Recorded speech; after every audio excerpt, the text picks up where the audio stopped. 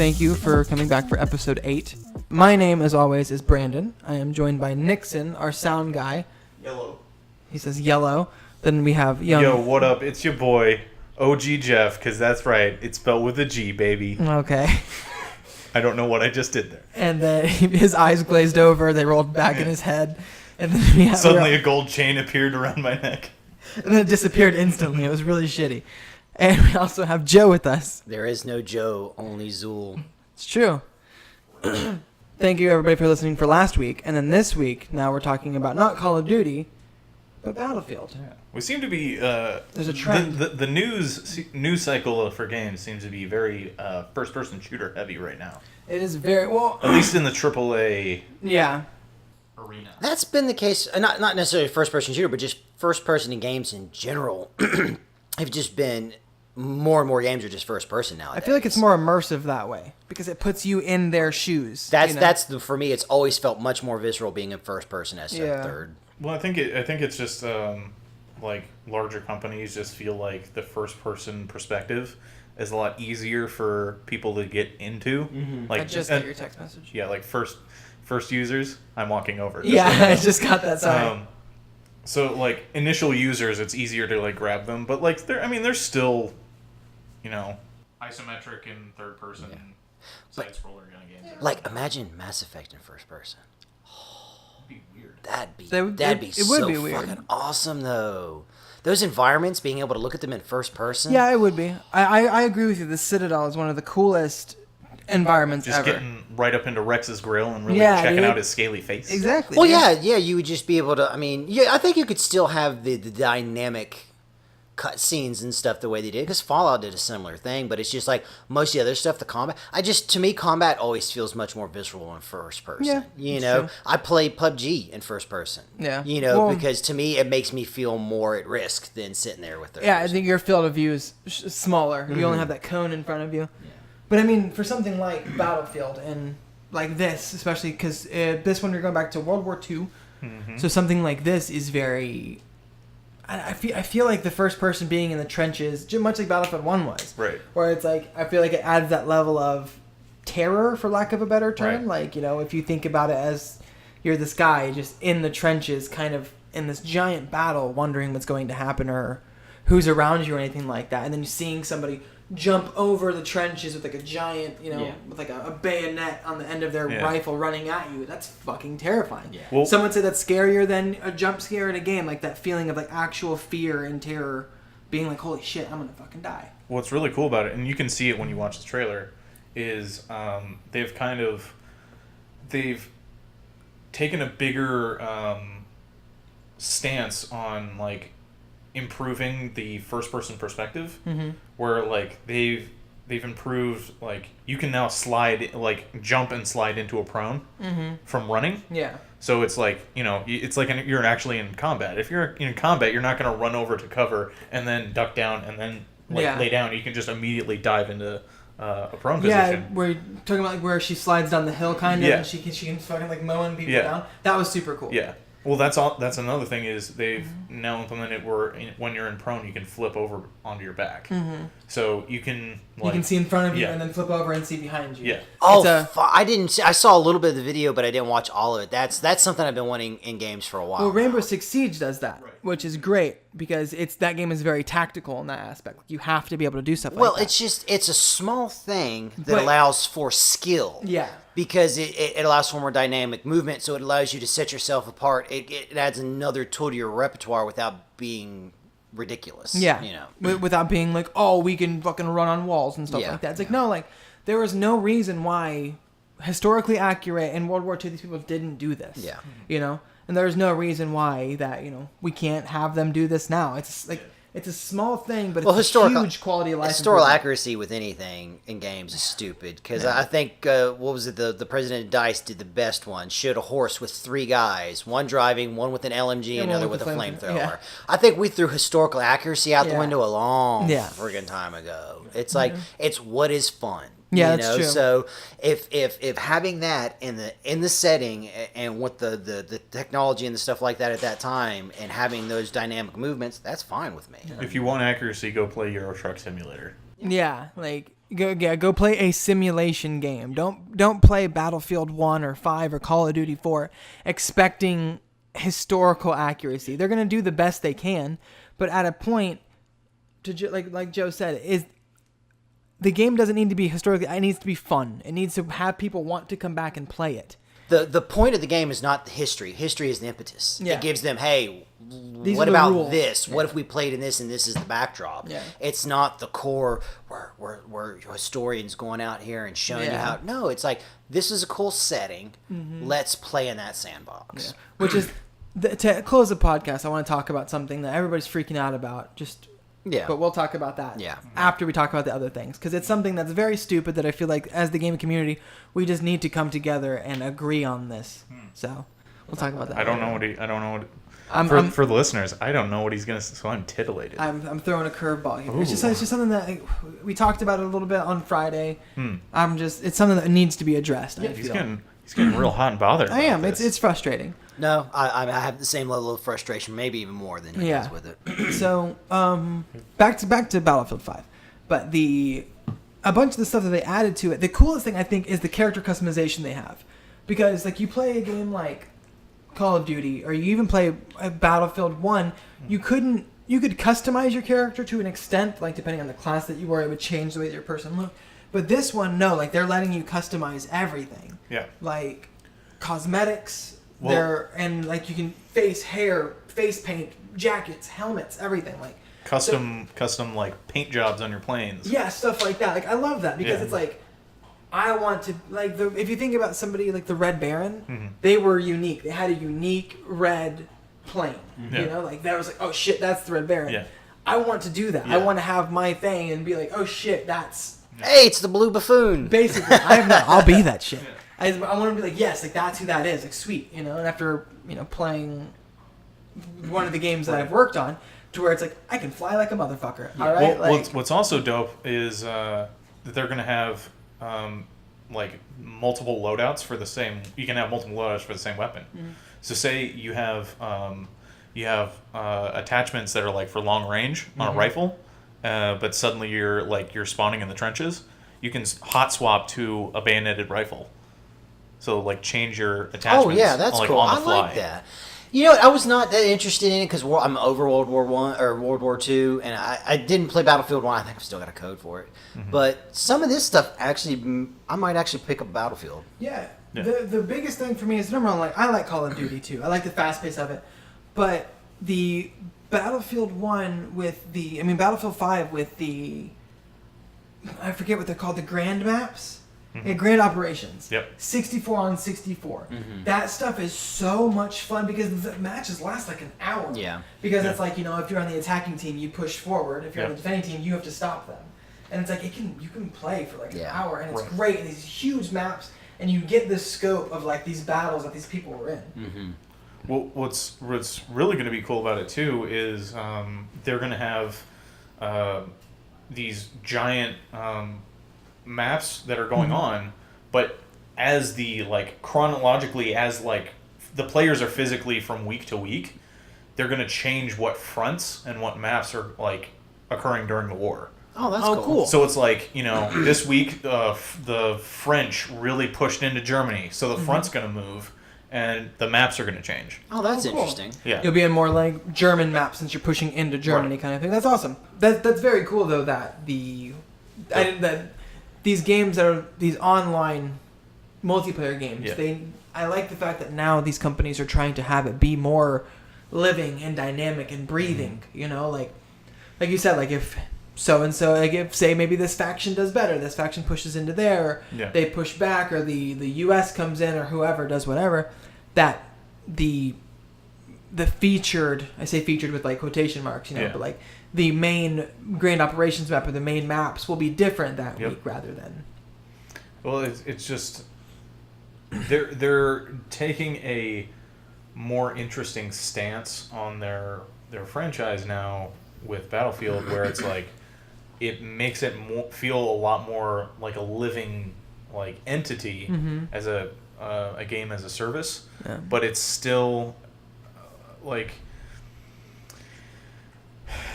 you're seeing that both with the actual like the back end stuff, like what maps you can play, what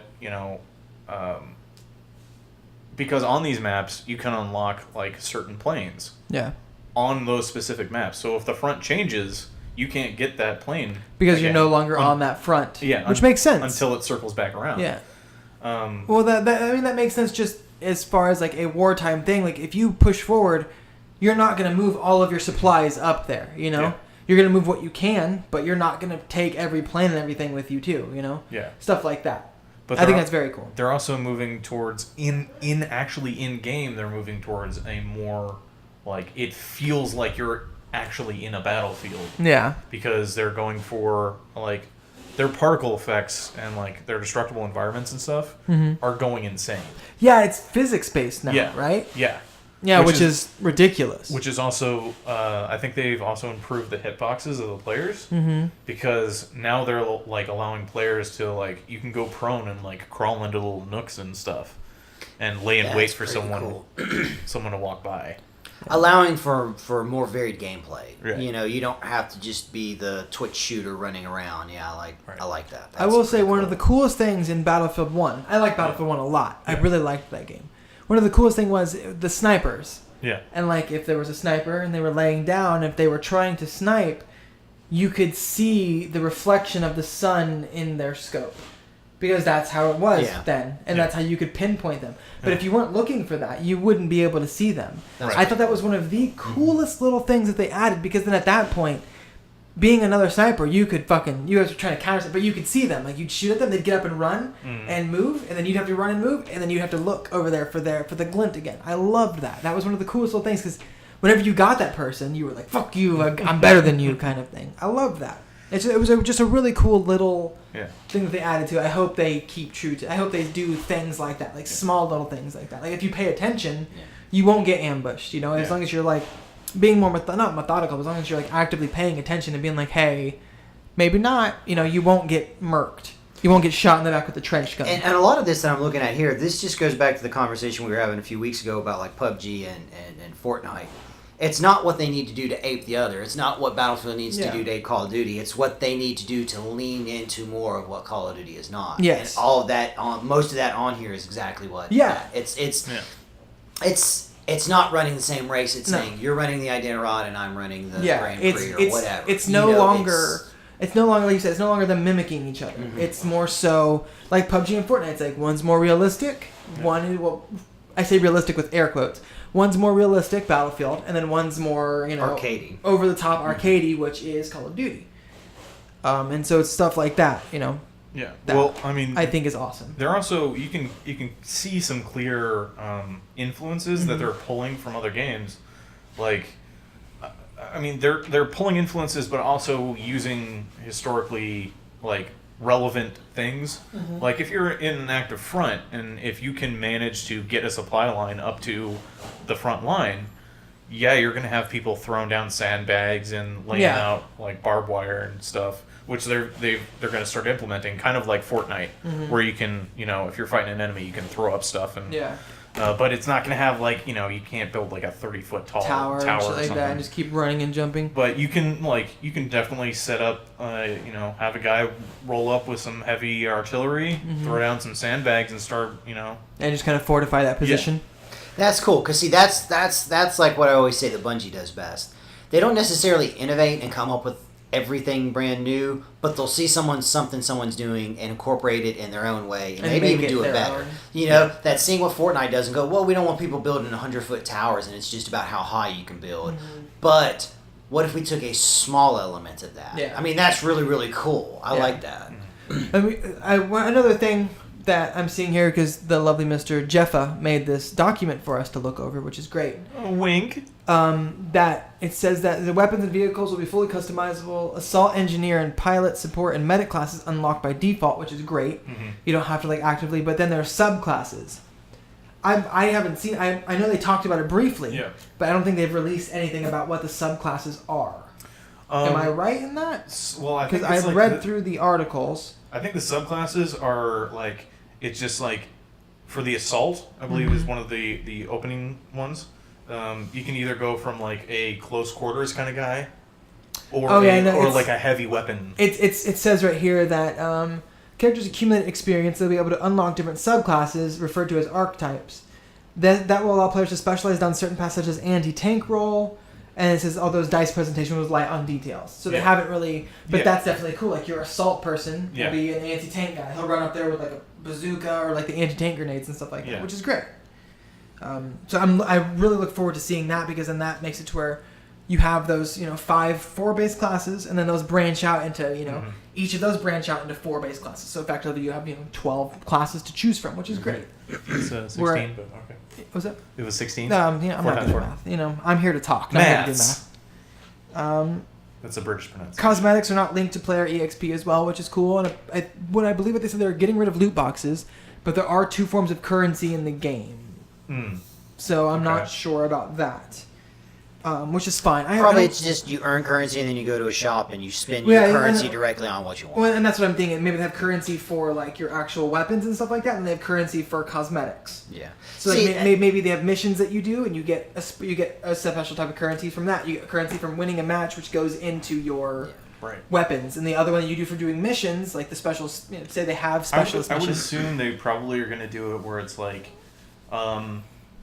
The currency for like achieving goals and like winning matches, those are probably going to go towards cosmetics. Yeah, or like leveling up. And I would imagine that like they're going to have currency per kill, and those will probably go towards weapons. Yeah. And the other thing I would point out, they just said they don't have loot boxes. I wouldn't necessarily discount the fact that you might be able to buy currency with real wood money. That's true. Yeah. That's true. We don't know.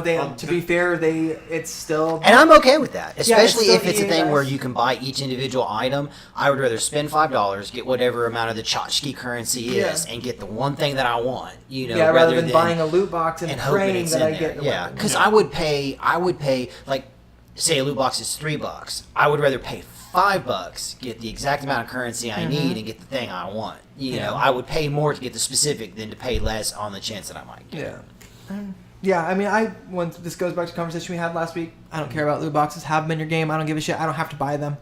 Nobody has to buy them. They're not forcing you to. Anyway, listen to our last episode if you want to hear our rant on that. You just keep progressively saying listen to our last episode in the subsequent episodes. Yeah. So I imagine there's someone that's just like, man, I really got to understand that reference. Yeah. Just keep going back. Do it. It's great. Spiraling backwards. So they have the different game modes they have on there. They have War Stories, which is your single player, much like they did in Battlefield 1, which is one of the best single player campaigns I have ever played in my life. Kudos to you guys, EA, DICE, whoever. EA, DICE, you can say it both together. Yeah. That was one of the best single player campaigns I've ever played. It was so heartfelt, as weird as that sounds to say. I feel like Nixon agrees. Yeah, the opening was amazing. I love the snippets. Where you let the dove go and stuff like that? Yeah. I love that. Well, the opening where it's just like, you're not expected to live through this. Oh, yeah. And you die and it shows the names of every people who died. Oh, it was so good. It was fantastic. It was really good.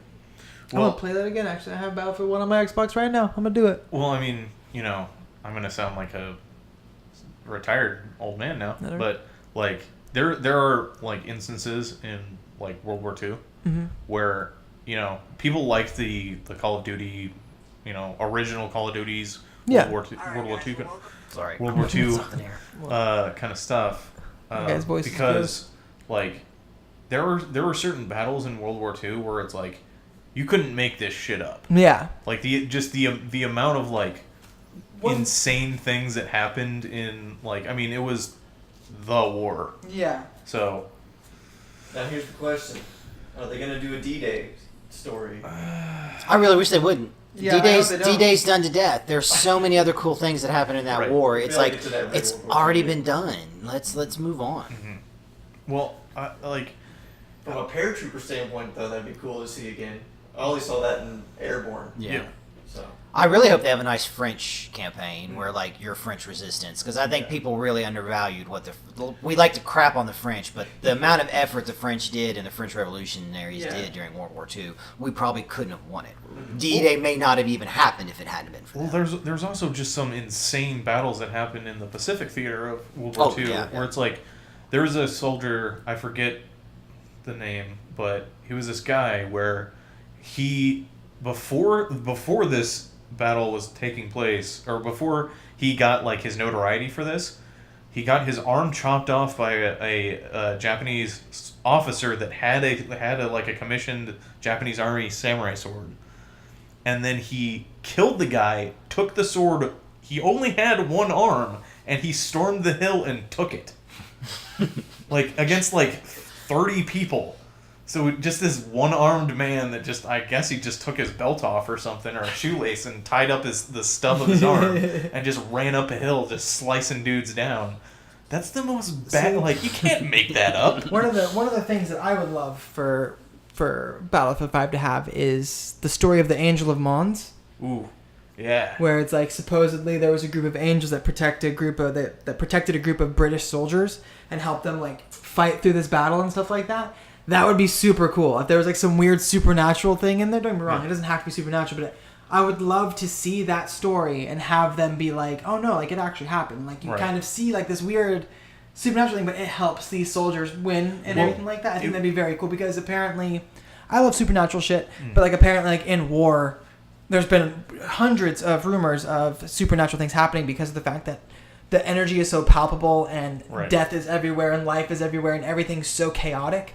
That the veil kind of gets lifted, so crazy shit happens. Well, I mean, it's also, there's plenty to be said about having a good like story, having a good pace to, okay, so the player's going to be taking this trench and then going over to the next one, but there's also something to be said about having a set piece where you can have a really cool layout for a level, or maybe even they're pulling from an actual historical battlefield, but just having it where it's trying to perfectly recreate the weather conditions at the time, because maybe the Angel of Mons was like, right in the middle of battle.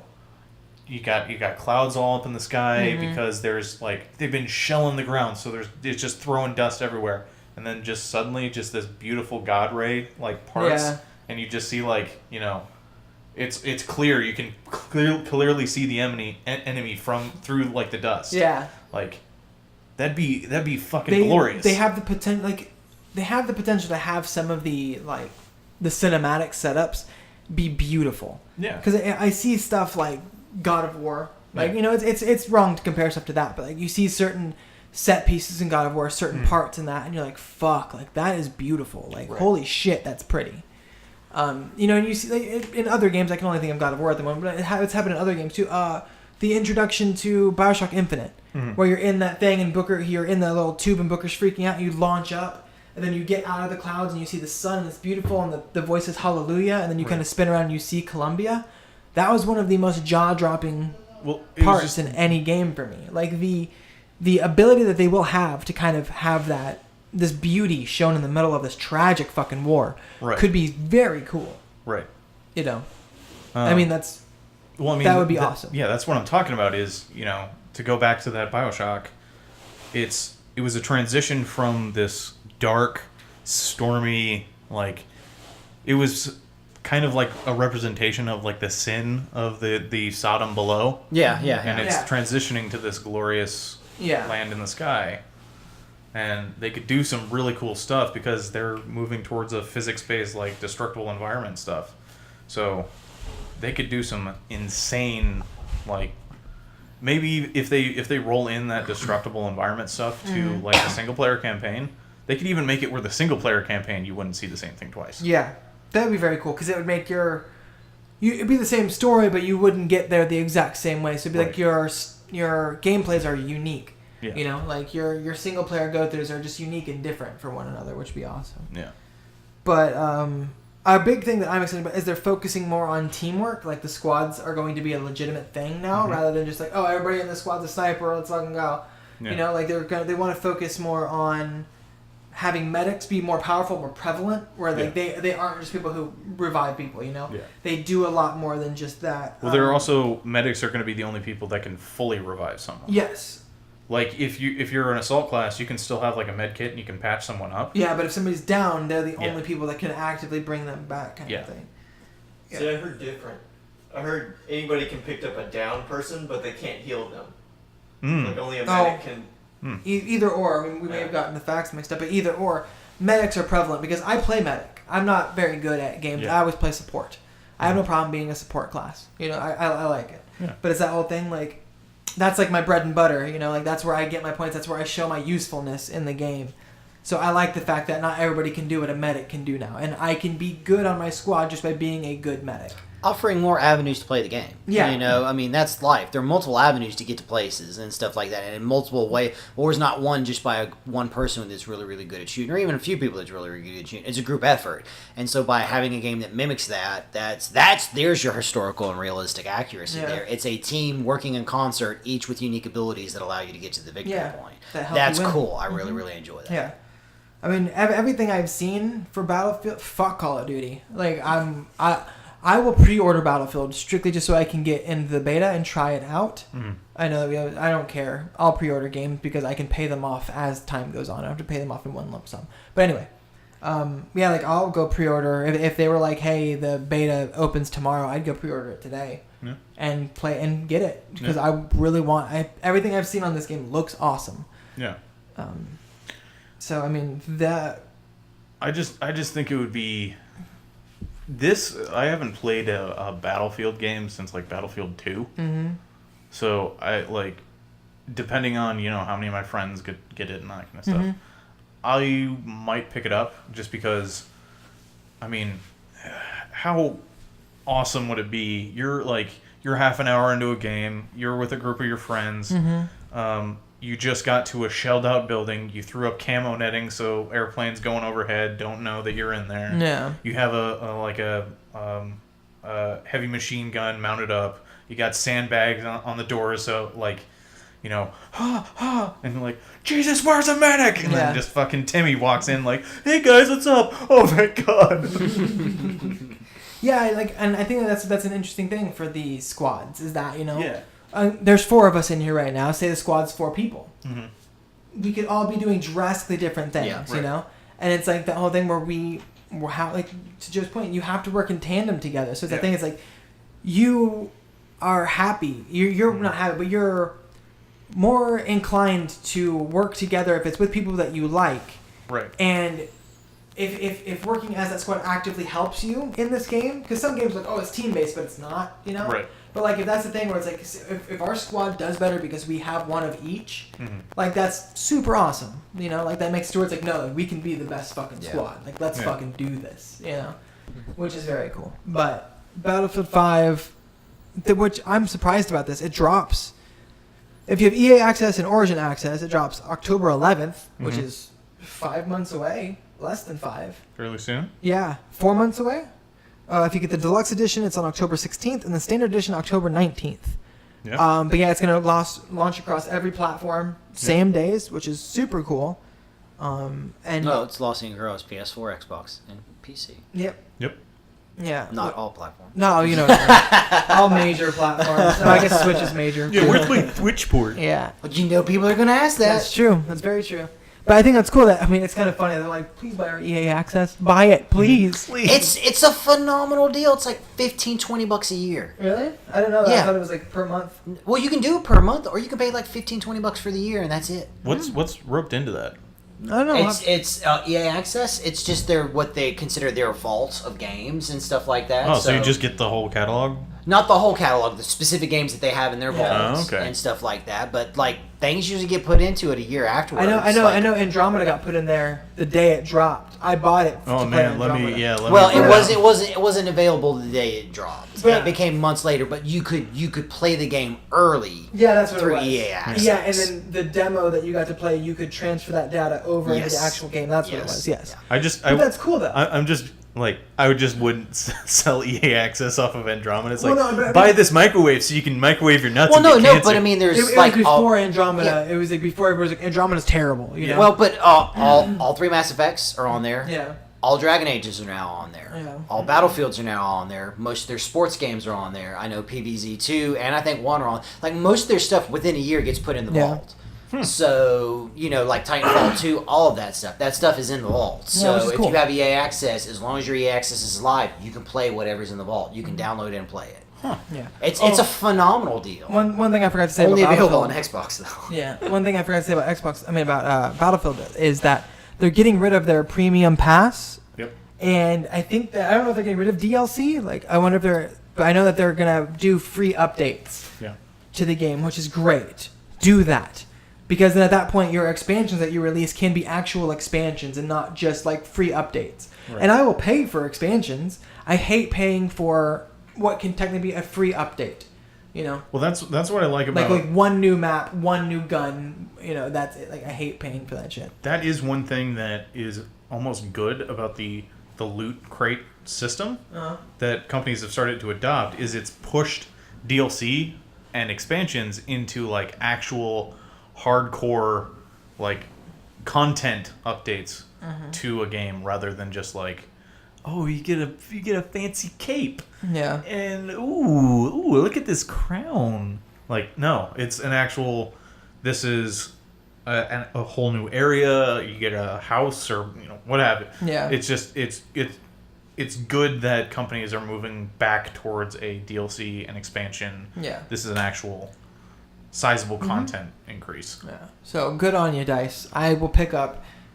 I'll pick up Battlefield 5. No questions asked as of right now. It's just going to take you 1,400 hours to unlock Darth Vader in Battlefield 5. Whatever. I don't want to play as Darth Vader anyway. It's a Battlefront joke. Crickets. Geoff, what are your thoughts on Battlefield? Is it a day one buy for you? Probably not day one, but I'll see what my friends do. I got you. And if they're talking about this is the most sick first-person shooter I've seen in the last 3-4 years. Yeah. Sure. Maybe I'll pick it up. What about you, Joe? Maybe not day one buy, no. But I can say I've never bought a Battlefield game. I've played a few through EA Access. This very much has me interested in as a purchase. That's good. So it's gonna depend on the time when I'm playing because Destiny 2 is gonna have an expansion. So yeah, that's true. Shooters are gonna have a hard time come fall. That's true. Destiny 2 is a lot of fun. I will say. The next thing I want to talk about is something that's super cool that I know a couple of years ago or maybe like a year ago, there was a lot of, not outcry, but there were a lot of people asking for something because there is a big group of disabled or handicapped people that like video games. And there are certain games that they really like, but they can't play. Right. It's hard to expect a human that has one arm to play a fighting game, right. like a Killer Instinct S or like Mortal Kombat or anything. It's borderline impossible. People do it. Yeah. People do it, and that's awesome. They're superhuman people for doing that. But Microsoft now made the adaptive controller. I remember this got leaked a little while ago, and everybody's like, what fucking controller is that? Because it's it looks just like a flat piece of plastic. It has two big circles on it. It has the buttons and a kind of D-pad. looks like the Steam controller almost.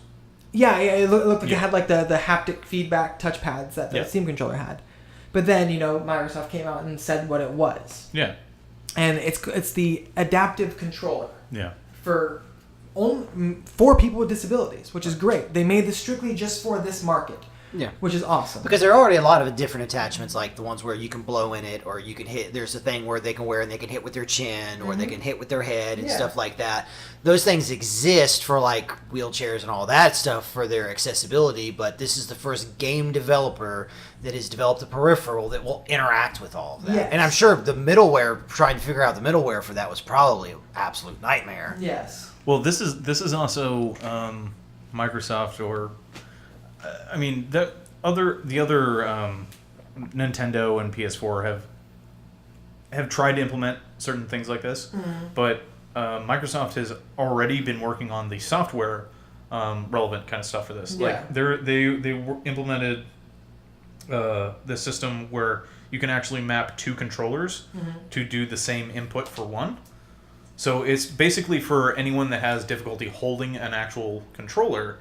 You can map two controllers. So they can hold them separately and still so you can hold them separately. So cool. you can map the left analog stick on the second controller. So you can have them put down on a table or something. And whoever needs to can use it that way, which is awesome.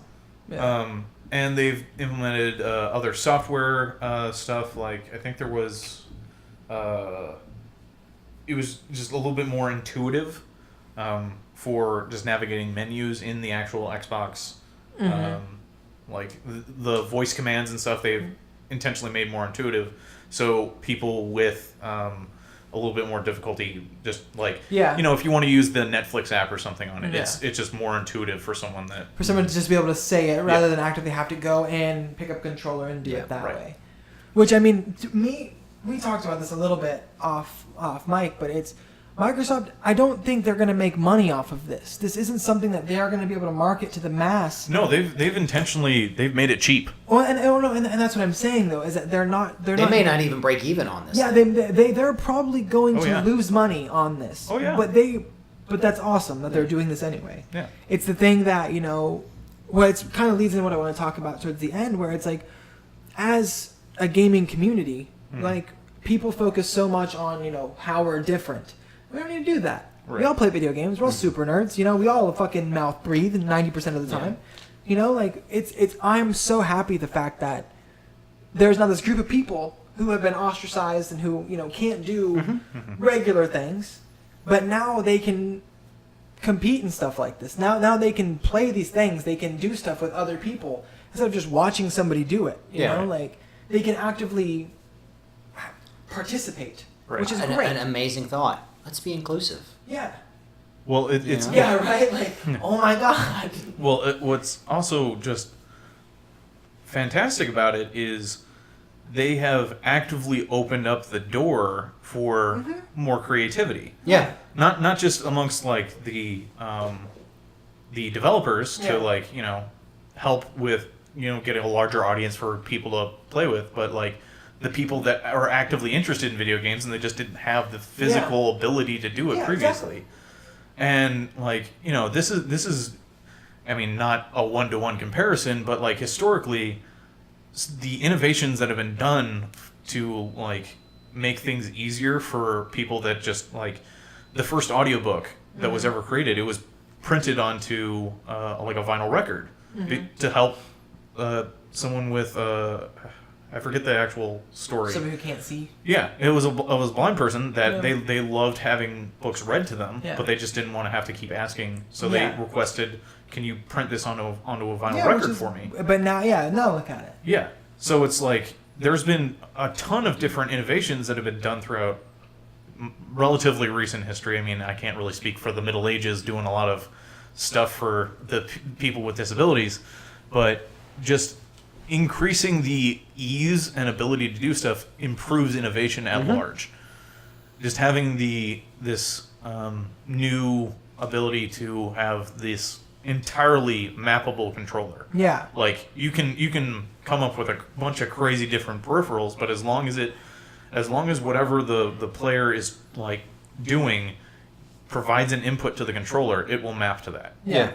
Well, and if you watch the video that they put out with it, where they're showing this to people, right? Like, you see people with some severe physical disabilities, you know, but they're playing games and like they're happy and like they're having fun, you know. Even like, it's great. As someone who is a firm believer that video games are awesome and everybody should play them, like.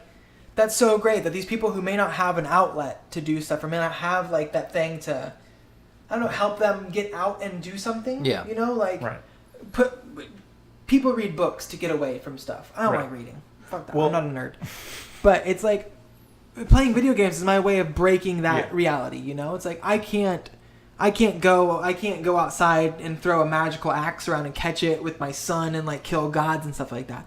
I can do that in God of War though. You know, like these people who are confined to these chairs. Like, yes, don't get me wrong. Like, I'm happy about the fact that maybe even one or two of them, you know, will have that same kind of feeling, being like, I couldn't do this previously, but now I can be Marcus Phoenix running through and killing the Locust, or now I can be a soldier in Call of Duty going around killing other people. You know, like it's awesome. It's a very cool thing that like. Well, what's also, I mean.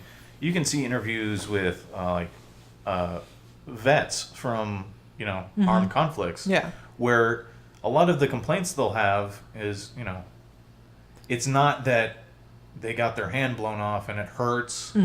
It's just they're just frustrated at the change that it makes to their daily life. Yeah.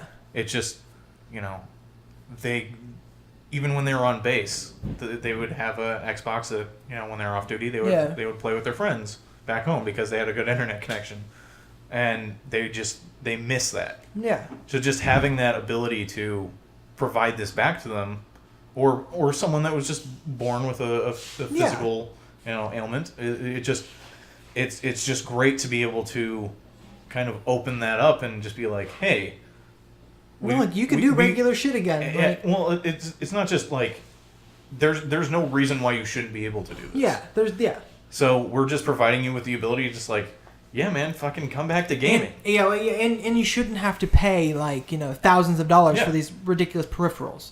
Yeah. Which is fantastic about it because the Elite controller is $150 right now. Yeah. I mean, granted, it's modular. You can take parts off of it, and it's made out of fairly sturdy materials. But this adaptive controller, it's $99. Yeah. And they're actively working on bulk group deals with charities. So it's even cheaper. Yeah. Yeah. So it's just... Yeah, it's like It's solely something that yes, there is. I'm sure there's a guy on the board that goes, this will get us good mind share, and there's other people and stuff like that. But this is primarily a thing of it's the thing to do. We need to do this. Yeah. It's the right thing to do. Yeah. It's the same reason why Tesla gives their shit away. Yeah. Their plans and stuff like that. It's because it's the right thing to do. Yeah. It advances everyone. Yeah. And everyone should have access to video games, no matter what your physical limitations may be. So it's phenomenal that a game developer does this. Yeah. It wasn't like some passion project of a person. They took an entire lab. Yeah. And this lab was dedicated to building this and making this work. Yeah. That's not a small amount of money. Yeah, it's like they may have gotten grants from charities Yeah. and stuff like that, and they like you said, they're getting a lot of mind share. Because for this, this just cements Microsoft in my heart. That's awesome. Well, then that's the thing is yes, there are people that buy games for platform exclusives, but people buy games for UI. People buy games for controller. Yeah. That's the sole reason I play Xbox is I prefer the Xbox UI and I love the Xbox controller. Guess how many people are going to be, it's like, I love video games and maybe I love this, but it's like, Microsoft has now developed something for me.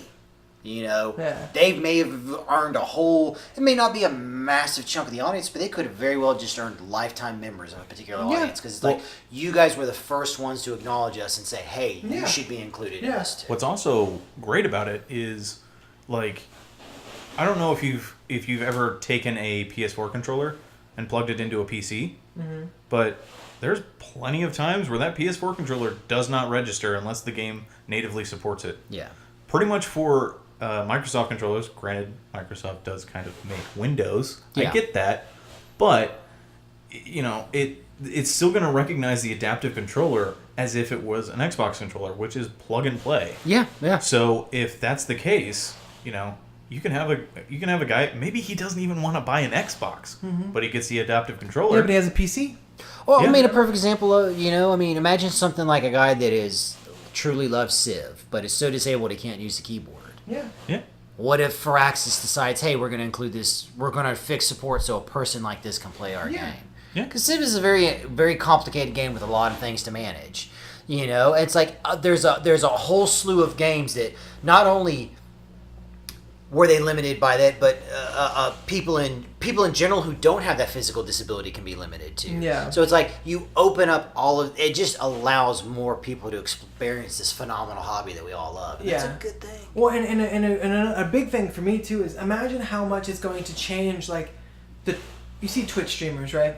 People who make ridiculous things to play through games. There was a guy who made a thing of bananas to play Dark Souls and stuff like that. That guy that went from level 1 to 99 using a DDR pad in World of Warcraft? Yeah, it's stuff like that. It's like, this will open that up too. It's not just going to change the gaming for people with disabilities. Right. It's going to change for people who are innovative like that too. Well, People who think about that, because it may. I don't know all the specifics, but it seems to me like you can wire stuff through it. It's going to work as its own third-party thing that you can plug stuff into, and it picks up those commands easier. Well, it also just allows accessibility in general. How many people do you know that are never played a game that are intimidated by picking up a controller. It's like, Yeah. there's 2 analog sticks, there's 4 buttons, there's 2 triggers, 2 shoulder buttons, 2 select and start buttons. You can click it allows the avenue of creating simplified controls that other people can get into gaming with. And for certain games that don't use all of that stuff, you can be like, oh no, look it. Here's an SNES controller. These are all the buttons that you need. There's 4 buttons, and then up and down, left and right. Because innovation begets innovation. Innovation in this one doesn't necessarily mean that it's not going to lead to innovations in our new. Because we know Microsoft is going... It's all pretty much known Microsoft is showing a new Elite this year. Who's to say they may not have discovered stuff in development of this that is going to be developed directly into the new Elite is.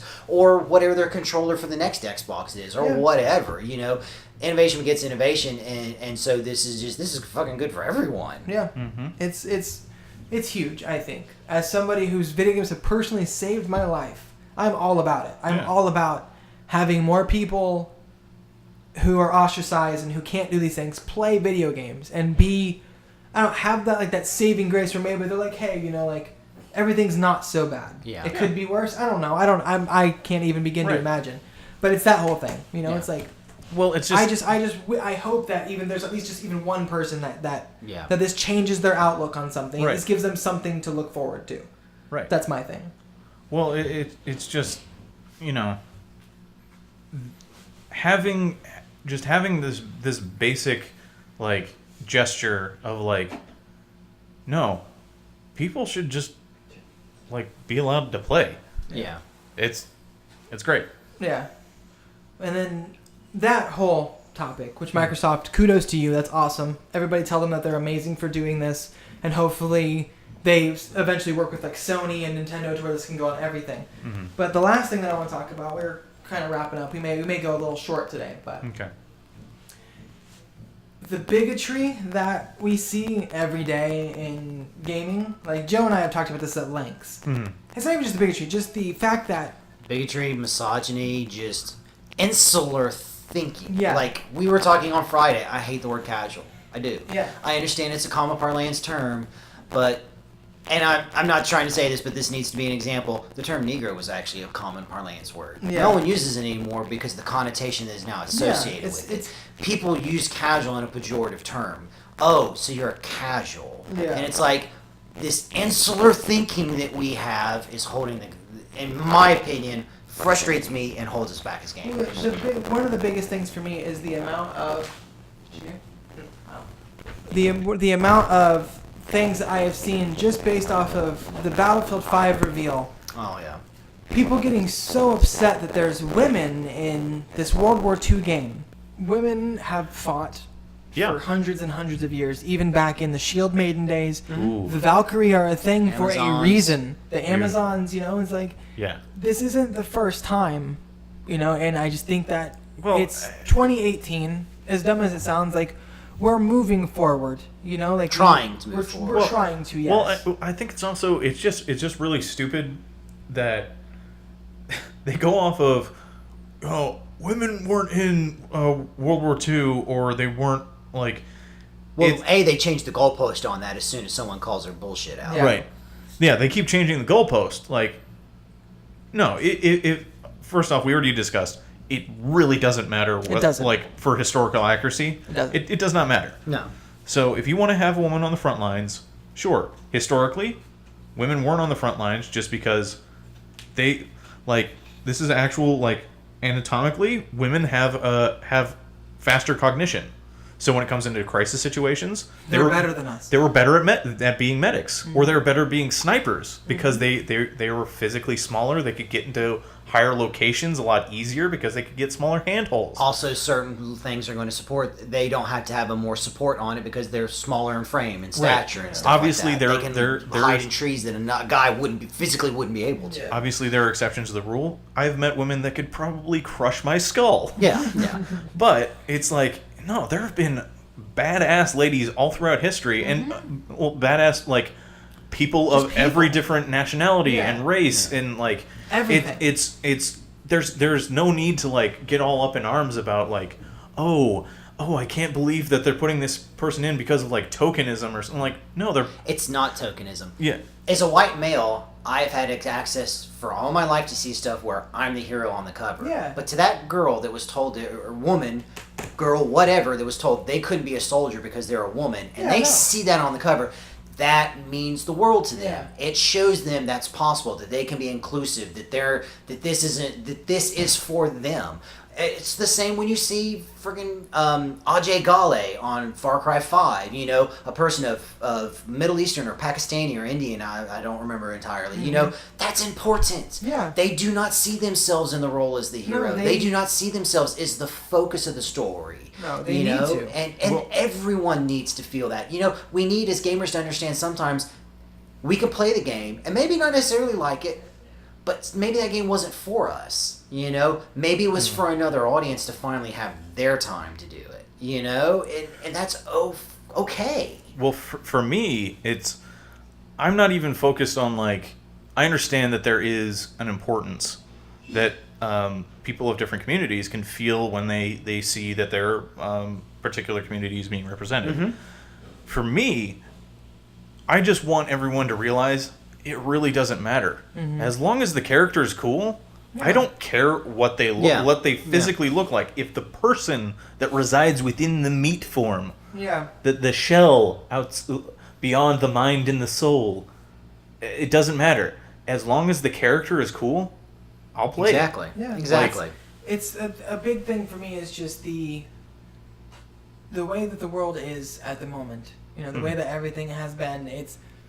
Stuff needs to change. Stuff has to change. We have to become more tolerant of each other. You know, as somebody who is a biracial guy, it may not sound so bad, but it's kind of shitty. Yeah. You know, like you get treated differently, and it's the whole thing. Like to Joe's point, that person, that girl or that woman who got told that they couldn't do anything because they were that, and they play as this girl or as this woman in this game, going through like changing, saving lives. You know, taking out the enemy, doing these things that she was told she couldn't do.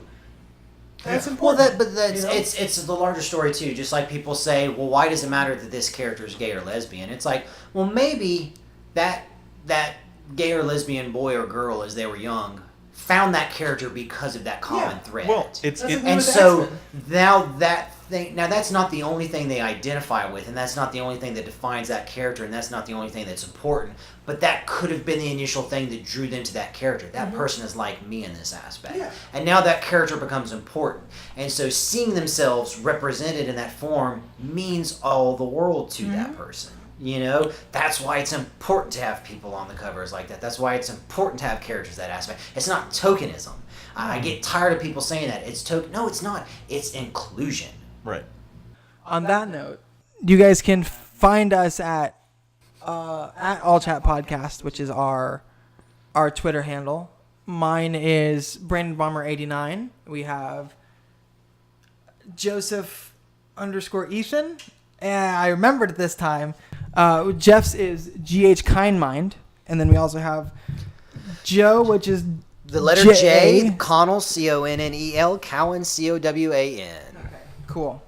All right. And then also subscribe to us on YouTube, which is All Chat Podcast as well, and SoundCloud. And we have a new thing called Podbean going up that we're going to give the old college try to. So if you guys could follow us on there, that'd be awesome as well. Hopefully here pretty soon we'll be up on iTunes and Spotify, which would be super dope. So we don't have to worry about anything anymore. And Joe Nixon's computer's twitching at the moment, so we're going to end this before we lose everything. All right. Thank you guys, and have a good one. Eject!